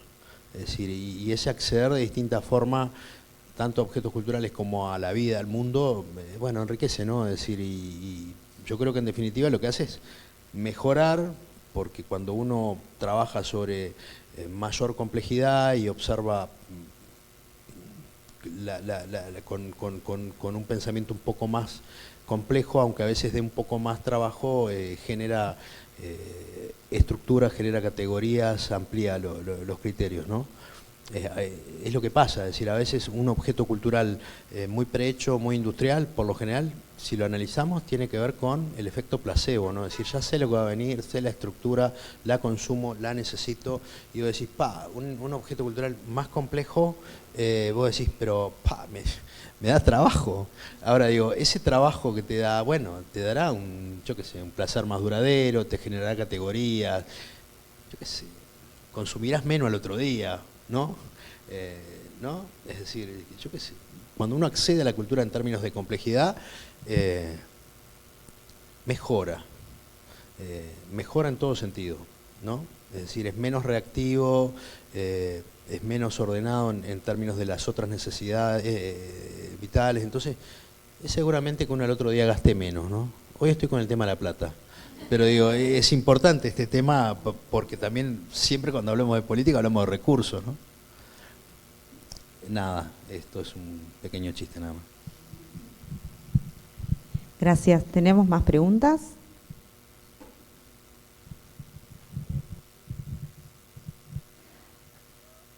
Bueno, mi nombre es Lilian, yo integro el NICA. Primero agradecerles a los tres por este seminario tan rico y todo lo compartido. Tengo una pregunta para Janina, pero una pequeña introducción antes de la pregunta, Janina. Contarte que una de las observaciones que le hizo Naciones Unidas a nuestro país en la primera devolución del ciclo de información, ¿no? Y de revisión de seguimiento de la Convención de los Derechos de las Personas con Discapacidad es que Uruguay revise su actual estructura, su actual órgano rector de políticas públicas de discapacidad está alojado dentro de un ministerio en nuestro país.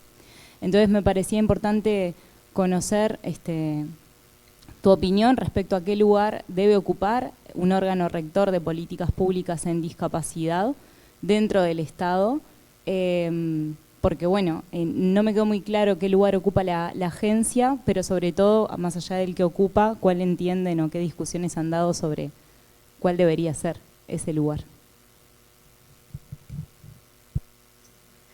Bueno, Está buena la pregunta. La agencia hasta hace 6 años, no sé más si estoy haciendo bien la cuenta, pero 4 años, sí, un poco, más o menos hace 6 años no era una agencia, por decirlo de manera muy amplia, estaría la presidencia, después están los ministerios, y hay organismos, en este caso no descentralizados, pero organismos que no son un ministerio, que dependen estructuralmente de la presidencia. Antes la agencia estaba conformada por 4 organismos. De hecho, el área a la que trataba accesibilidad tenía 3 personas y era parte de algo que se llamaba comisión. Una comisión es algo como mucho más pequeño. Entonces, para darle jerarquía, lo que se hizo es juntar estos 4 organismos y los convirtieron en una agencia. Eso tiene como muchos grises, pero en principio eso fue una decisión que tomó Argentina hace ya algunos años. Al tener lugar de agencia, es más chico que una secretaría, o sea, nosotros tenemos ministerios, secretarías y otro tipo de organismos, en este caso agencias. La agencia es un poco más chico que una secretaría o que un ministerio, pero más grande que una comisión o que un órgano, no sé, sí, más pequeño. Hoy en día, con el nivel de gestión que tiene la agencia, tiene una cantidad de trabajadores y temas que lleva a cargo, así como presupuesto, que están más cercanos al de un ministerio que al de un órgano pequeño. Parte del desafío que estamos teniendo hoy, de hecho lo tenemos en la Dirección de Accesibilidad. La Dirección de Accesibilidad pasó de tener 3 personas en aquella época, después espero que sigan siendo menos de 10, y ahora somos casi 50. Y no tenemos estructura intermedia, es decir, solo hay un cargo, que es el mío. Entonces, es un problemón. ¿Por qué cuento esto? Porque es como, me parece interesante pensar el Estado de manera coyuntural, como la discapacidad empieza a tomar lugar en la agenda pública, en la agenda de las políticas públicas, y eso también requiere que el propio Estado se repiense a sí mismo y repiense los roles. Acá tenemos como, casi que parece que me estoy contradiciendo con lo que decía antes, quizás también pienso en algunas discusiones que dimos adentro del programa. Hace un tiempo charlábamos de cuál tenía que ser el nombre del programa, y sí, nosotros teníamos que dejar de decir que era un programa de discapacidad y lo empezábamos a llamar de otra manera, por ejemplo, programa de accesibilidad. En este momento yo creo, humildemente, que la agencia todavía sigue siendo una agencia de discapacidad, es decir, un lugar específico de discapacidad en un rincón del Estado. Lo que estamos haciendo hoy es agrandar ese rincón y de alguna manera compartir con el resto del Estado que esto suceda. Quizás ahora el camino sea agrandar esto y que sea un ministerio, y dentro de, no sé, un par de décadas, que deje de existir, porque nosotros no queremos que haya una dirección de accesibilidad con 150 personas. Lo que entenderíamos es que los distintos organismos tendrían que tener equipos especializados en accesibilidad y gente que ya produzca la tarea de base. La verdad que no sé si el Estado hoy, bueno, yo creo que no, que hoy el Estado no está preparado para implementar eso de esa manera, pero hay que tener mucho cuidado con lo que implica tener espacios separados, como qué pasa si nosotros seguimos fomentando que la accesibilidad, o el organismo que trata de todo lo que tenga que ver sobre discapacidad, quede aparte. Nos pasa por los pedidos que nos llegan que dicen género y discapacidad, como si género y discapacidad fuera un tema aparte, distinto a lo que trata el Ministerio de Género, por decir algo. Salud y discapacidad no es algo distinto a lo que el Ministerio de Salud trata, y así. Entonces, dando cuenta de eso, lo que sí nosotros sirve y mucho, como lo que les conté antes, el gabinete interministerial se puede hacer porque la agencia ocupa un lugar que depende directamente de la presidencia. Me parece que eso no es menor. Muchas gracias, Janina. Tenemos más preguntas virtuales. Gabriela nos pregunta si hay hoy, en este momento, en el gobierno, como lo está haciendo en Argentina, políticas que estén pensando estrategias de igual forma para las futuras elecciones en el tema accesibilidad. En lo que respecta a nosotros del núcleo no tenemos conocimiento, no sé, Noelia, si tenés alguna información. Sé que hay un anteproyecto. ¿Te paso el micrófono? No lo conozco profundamente. Sé que hay un anteproyecto de ley que habla del voto accesible respecto a las personas con discapacidad visual. Y están haciendo diferentes legisladores de diferentes partidos, están haciendo consultas a UNCU respecto a esto, para ver cuál es el método que abarque mayor cantidad de personas en situación de discapacidad visual, porque digamos que hay gran variedad. Nosotros consideramos que el braille, que sería como lo que daría accesibilidad a las hojas de votación, para muchos de nuestros compañeros no es una opción accesible, digamos, porque también como que la discapacidad visual depende de la instancia de la vida en que llega, bueno, por supuesto, si es de nacimiento o no, si uno se alfabetiza en braille o si al adquirir la discapacidad más adelante en su vida no la considera como para incorporarla a sus saberes. Entonces, no universalizaría el voto accesible. Así que, bueno, están en toda esa discusión. ¿Puedo decir algo? Súper así. Sí, dale. Noelia, si ustedes están avanzando en eso y si en algún momento les sirve que tengamos una reunión quizás virtual, que es lo más veloz, pero para compartir nuestros aciertos, desafíos y ahí escollos que nos fuimos encontrando, lo compartimos. Por lo menos, obviamente que con la legislación y la situación argentina, pero si sirve de algo, nosotros tuvimos lo mismo que vos acabas de decir, lo conversamos bastante, todavía no tenemos, por ejemplo, boletas accesibles para todas las personas, tenemos estrategias de accesibilidad para que las personas efectivamente ejerzan su derecho al voto, pero no así, por ejemplo, boletas 100% accesibles. Así que si quieren, también a nosotros ese tema nos interesa un montón y nos serviría mucho saber cómo es su experiencia. Bárbaro, gracias Janina. Me parece que tiene que salir esa reunión. Sí, claro que sí. Bueno, entonces de eso se trata también, tejer redes y aprender y compartir también los aciertos y desafíos, porque de ambos lados del río acá tenemos cosas para aprender y compartir, así que muchas gracias.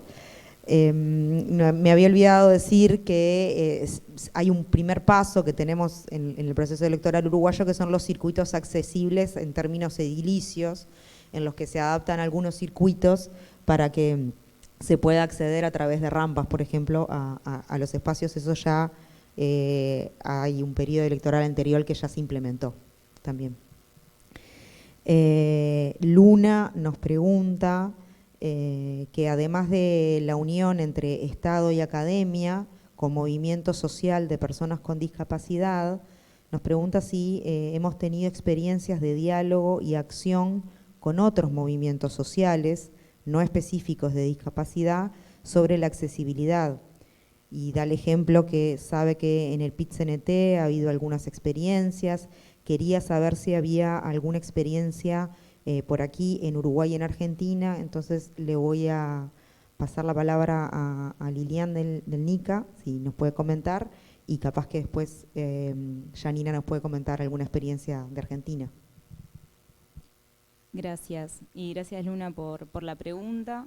Sí, desde el NICA venimos trabajando con el movimiento de familiares y residentes de personas mayores que viven en establecimientos de larga estadía.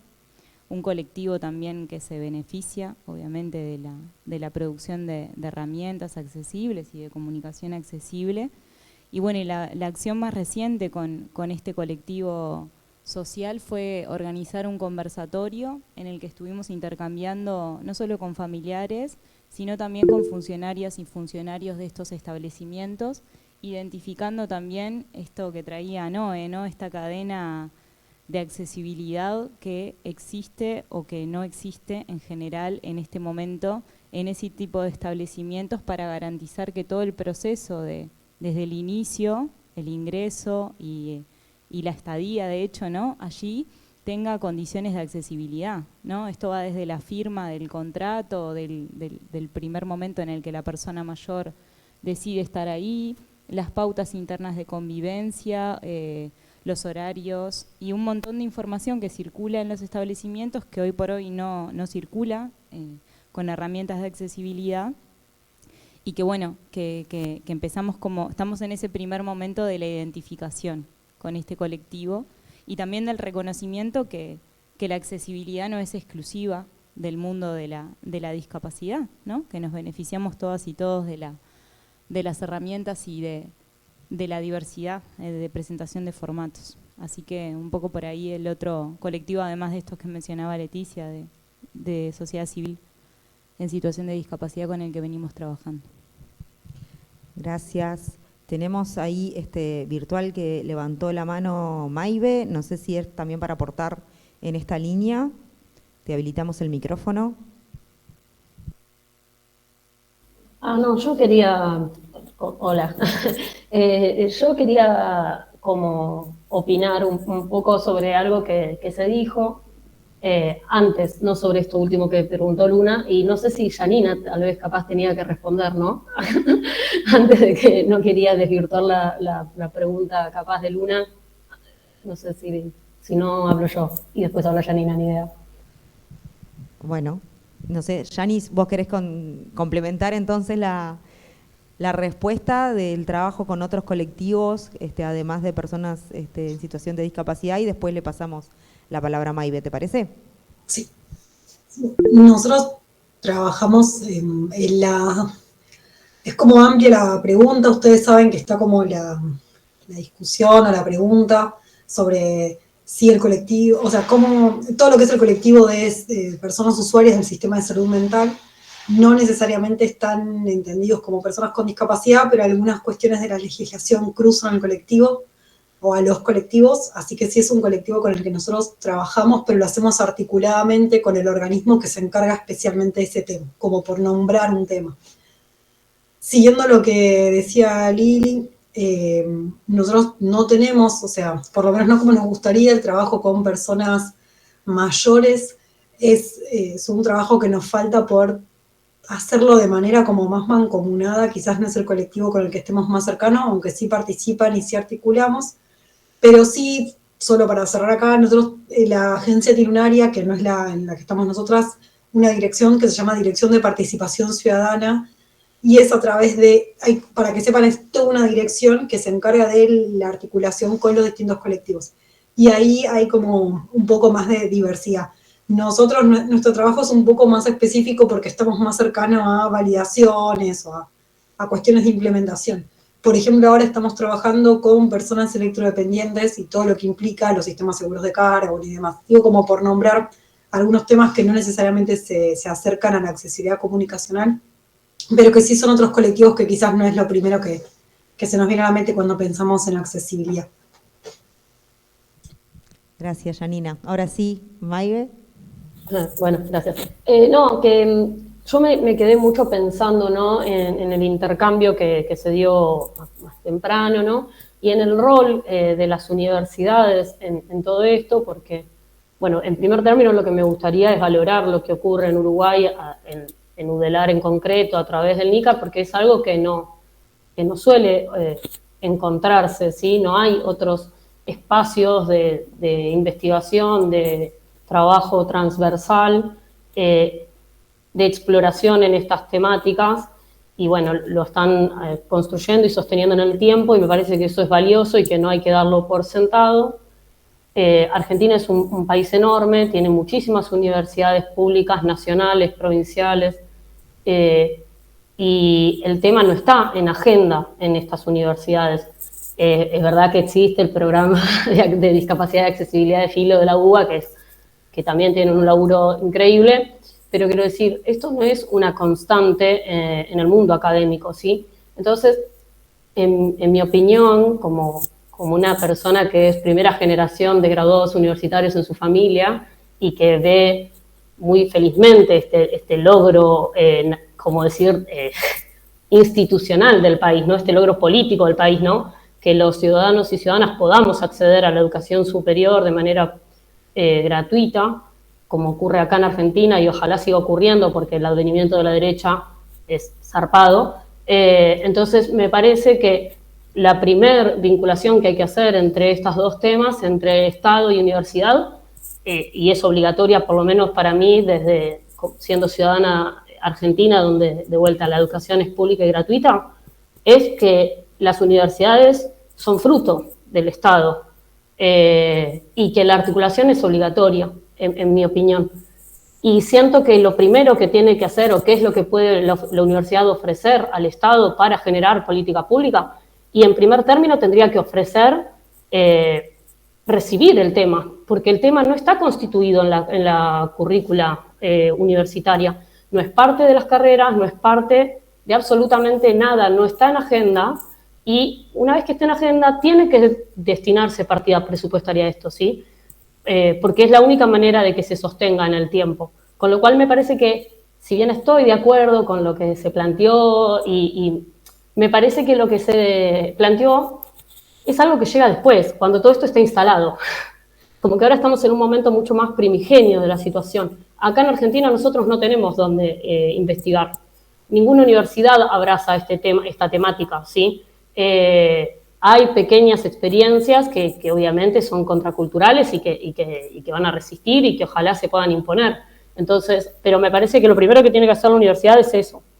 Y después, también esto lo digo como trabajadora estatal, las políticas públicas requieren investigaciones hiper recontra situadas, ¿no? Y en las lógicas organizacionales que tienen los organismos, porque a veces las cosas académicas quedan como muy escindidas de las prácticas concretas. Entonces, me parece que una cosa son las investigaciones que habitualmente hacen las universidades y otras cosas son cuando son para aplicarse en políticas públicas en concreto. Y en último lugar, a mí me parecía un poco importante no perder de vista algo que se dijo al principio de la charla, que es esto de que la comunicación es un derecho, que la información es un derecho. Entonces, creo que todos los debates económicos que se desprenden tienen que, obviamente, tomarse, porque hay que operar en la realidad, y en la realidad es con los recursos que hay o que no hay, y justamente estoy un poco reclamando que no están esos recursos económicos, pero otro poco es como salirse de la dicotomía de esta falsa como dicotomía de es caro, no se hace. Primero que hace mucho tiempo muchas personas que trabajamos en este rubro venimos desmintiendo acerca de lo caro que es hacer accesibilidad. Y en segundo lugar, me parece que si la medida de las cosas para medir si algo es caro o no es caro es pensar el paradigma tal cual existe, entonces siempre va a ser más caro respecto de la situación que hay. Porque la situación que hay es justamente la que vulnera los derechos de todas las personas que no están siendo contempladas y obviamente tienen un sistema productivo que no les contempla. Pero si nosotros pensáramos en estas personas que no están siendo alcanzadas y en todos los trámites y situaciones burocráticas que esto desencadena para el Estado, porque estábamos hablando de políticas públicas, seguramente eso pasaría a ser un valor más dentro de la ecuación y encontraríamos que en realidad está siendo mucho más caro hacer las cosas inaccesibles que hacerlas accesibles, porque son horas y horas de trabajadores y de recursos del Estado puestas a resolver deficitariamente encima estos inconvenientes a los que nos podríamos haber adelantado. Con lo cual, un poco mi invitación es que cuando pensemos si algo es caro o no es caro, ingresemos estos números a la cuenta, ¿no? Pensemos cuántos reclamos se hacen, por ejemplo, acá en Argentina, a la Defensoría del Público o al Instituto contra la Discriminación o a la Defensoría del Pueblo cada vez que no hay accesibilidad en los medios de comunicación a más de 10 años de la ley de medios.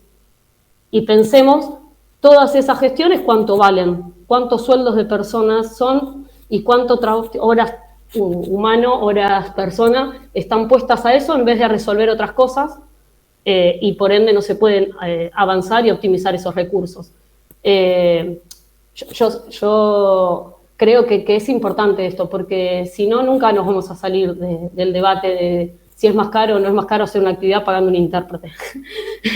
Entonces, un poco me parecía importante esto.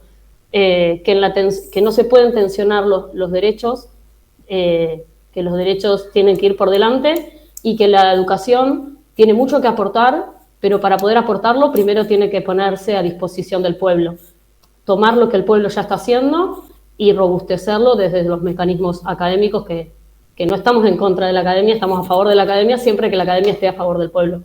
Eso. Muchas gracias, Maybe. Tenemos a alguien más con la mano levantada, Pamela, y con esto vamos cerrando la ronda de preguntas. No sé si está por ahí todavía o ya la bajó. Sí, buenas tardes, ¿cómo les va? Bueno, agradecerles a quienes, estuvieron presentes. Más que nada un comentario de mi parte. Yo soy estudiante de la Facultad de Información y Comunicación y estoy teniendo la oportunidad hace 2 años de estar primero cursé un espacio de formación de comunicación y accesibilidad y en este pasado semestre un laboratorio de accesibilidad a los medios. Y a su vez también soy funcionaria del Estado, trabajo en un organismo estatal que tiene que ver con la educación y trabajo dentro del Departamento de Comunicación. Y nada, y esto que estamos comentando desde el inicio, que se encuentran como todo el tiempo trabas, y yo noto como que muchas veces la accesibilidad está presente en eventos puntuales, dícese de una intérprete en lengua de señas. Dentro de lo que es la atención al público en el organismo no se cuenta con un intérprete, se buscan soluciones como plan B, plan Z, plan C, o directamente hay como también precarización en cuanto al trabajo, o sea, es como muy común si hay alguien que esté estudiando, por ejemplo, lengua de señas, que se le quiera destinar a la función de intérprete cuando no corresponde y en realidad hay personas que se están formando específicamente para eso, a las cuales se debe contratar y se tiene que brindar este servicio. Y creo que tiene que ver con un tema de cambio de paradigma. Yo me encuentro todo el tiempo con situaciones que en realidad tiene que ver con, pensar las cosas desde otro lugar, tomar un poco más de tiempo para poder implementar herramientas que tienen que ver con la accesibilidad, y muchas veces esto no se toma en cuenta porque no se viene trabajando así y se hace como lo mínimo para cubrir esta cuestión como de lo legal, por decirlo de alguna manera. Quiero ser breve porque ya son las 8 y no me quiero marear. Esto en cuanto a mi experiencia como funcionaria del Estado. Y después, por otro lado, comentar que tuve la posibilidad el año pasado de moderar junto a otra compañera un taller de sensibilización para aquellos trabajadores y trabajadoras que estaban presentes durante el ciclo de Cine Accesible Uruguay, y fue una experiencia sumamente enriquecedora. La idea era compartir experiencias y dar como información a estas trabajadoras y estos trabajadores para contribuir en esto que mencionaba Noelia hace un rato, en lo que tiene que ver con la cadena de accesibilidad, que la experiencia sea accesible en su conjunto, desde los contenidos que se muestran, la difusión y a la hora de que la persona llegue a la sala, tenga una discapacidad o no tenga una discapacidad, que sea como una experiencia que todas y todos lo podamos disfrutar. Y tomo un poco la palabra de Noelia, que en un programa de radio, que en la facultad tenemos un espacio de radio, y la entrevistaron y me quedó algo en la cabeza y lo relaciono con esto que comentaba Federico, ¿no? Con el derecho al goce, el derecho al placer, el derecho a la recreación, al ocio, en esta cuestión de las posibilidades que genera el ciclo de cine, no solamente al acceder a la información del contenido que se está viendo, sino todo lo que se genera en el contexto, ¿no? De poder decir, como citando un poco a Noelia, ir a tomar una cerveza o una Coca-Cola, compartir una pizza, lo que fuere, después de haber atravesado esa experiencia en conjunto. Y aprovecho para comentar también que tuve la oportunidad, también en el marco de este ciclo de Cine Accesible, en su apertura, hay una sala acá, ubicada en la avenida 18 de Julio, que se llama la Sala Citarrosa, y realizamos una actividad para niñas de distintos clubes de niñas y escuelas de niñas sordos y ciegos, y fue una experiencia sumamente hermosa, en la cual pudimos compartir los mismos contenidos, los mismos chistes, las mismas risas, y estar todos como en sintonía en ese espacio, y la verdad que me considero sumamente agradecida de poder participar, de haber participado. Y para comentarles un poco y contarles el tipo de experiencias que como estudiante he podido atravesar. Bueno, nada, era simplemente eso, así que bueno, agradecerles por toda esta información y este intercambio que hemos tenido. Hasta luego. Bueno, muchas gracias Pamela, gracias a todos los que participaron y me parece que también es muy interesante las diferentes perspectivas que vienen, ¿no? Desde las trayectorias más desde estudiantes, desde colegas, desde integrantes de organizaciones de la sociedad civil, del Estado, y de eso se trata también lo que queríamos empezar a generar en este ciclo de diálogos interdisciplinarios para pensar la comunicación en clave de accesibilidad, de traer diferentes perspectivas que nos ayuden a pensar, a reflexionar, a construir también en conjunto diferentes temas que se cruzan entre la comunicación y la accesibilidad. Dejo 2 comentarios más que están virtuales, no pudimos hacerlos todos, perdón, pero se nos va el tiempo, pero Susana nos dice muy interesante todo lo expresado, estimula a repensar si como sociedad nos encaminamos realmente a potenciar el ejercicio de derechos humanos básicos de todos. Mariana nos dice muchas gracias por este seminario, muy enriquecedor y me deja varias preguntas para seguir pensando y debatiendo en el entorno. Bueno, entonces agradecemos a Noelia, a Janina, a Federico por su amabilidad, por la disponibilidad, por seguir queriendo construir espacios para pensar la comunicación y la accesibilidad. Agradecemos mucho a Claudia, la intérprete de lengua de señas uruguaya, que le hemos dado mucho trabajo hoy. Agradecemos a todo el equipo del NICA que también hizo posible la organización de este evento, de la accesibilidad, de las cuestiones técnicas para que podamos estar juntos virtual y presencial.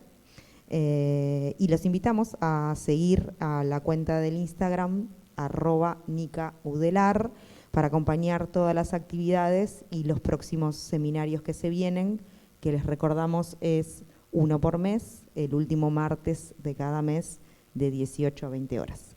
Muchas gracias por acompañarnos y nos volvemos a encontrar entonces el martes 26 de septiembre. Gracias.